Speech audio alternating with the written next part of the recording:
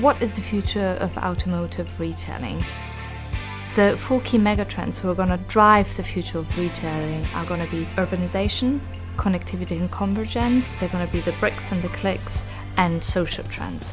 So in terms of urbanization, if you think that 60% of the world population is going to live in an urban area by 2025, this has a massive impact on the cost of retail space. So retail space will become a luxury. So consequently, dealerships will have to change in format, they will have to change in size, and this will have an impact on the entire retail network.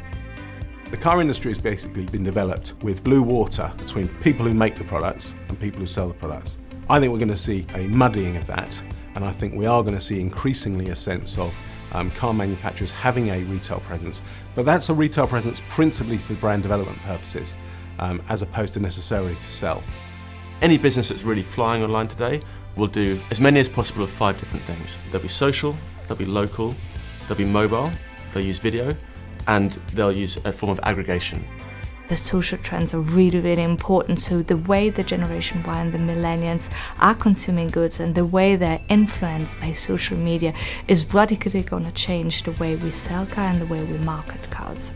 We're seeing that people are entering a physical showroom in the journey to car purchase later than ever before, and I think just over 80% of car purchases now start online, and when we just look at the used car space, that pushes almost to 100% of purchases now start online and the research happens online. And in a great many cases, actually they only visit a physical showroom once, and that's to conclude the transaction, usually after a kind of a confirmatory test drive. So going forwards, we're expecting to see the role of dealerships fundamentally change shape and go from being centres of sales that engage a customer fairly early in the purchase journey, perhaps after they've just done the most rudimentary of research at home with a car magazine, and then guide them through the whole process and compete with one another with increasingly competitive sales tactics to capture that sale.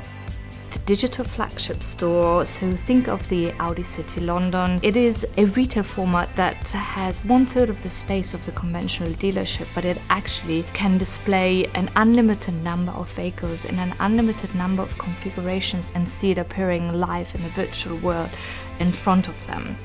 We have the pop-up stores, so think of gatherings that are not constant. So it's the most ephemeral store, but it's actually the smartest store when you think of following the crowd, the footfall, and as I say, go fishing where the fishes are.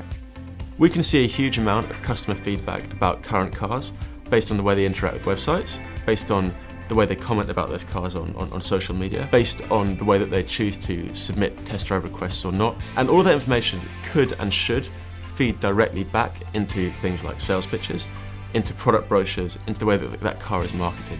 Nowadays, the journey is not finished, it actually expands into service, it expands into the aftermarket, and is actually done a lot online.